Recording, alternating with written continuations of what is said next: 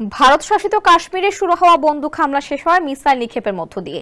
চিরবৈরী দুই দেশ ভারত পাকিস্তানের পাল্টাপাল্টি হামলায় আতঙ্ক ছড়িয়ে পড়ে বিশ্বে। সৌভাগ্যক্রমে উভয় দেশ যুদ্ধবিরতির ঘোষণা দেয়, আর এরপরই শুরু হয় ক্ষয়ক্ষতির পরিমাণ নির্ণয় ও সামরিক বীরত্বের বাহাদুরি। পাকিস্তানের আন্তঃবাহিনী জনসংযোগ পরিদপ্তর আইএসপিআর মহাপরিচালক লেফটেন্যান্ট জেনারেল আহমেদ শরীফ চৌধুরী এক প্রেস ব্রিফিংয়ে জানান, ভারত নিরীহ নাগরিকদের উপর হামলার প্রেক্ষাপটে পাকিস্তান সেনাবাহিনী তাদের প্রতিশ্রুতি রক্ষা করে কঠোর জবাব দিয়েছে। পাকিস্তান ভারতের অভ্যন্তরে সুনির্দিষ্টভাবে 26টি সামরিক ঘাঁটিকে লক্ষ্য করে আঘাত এনেছে।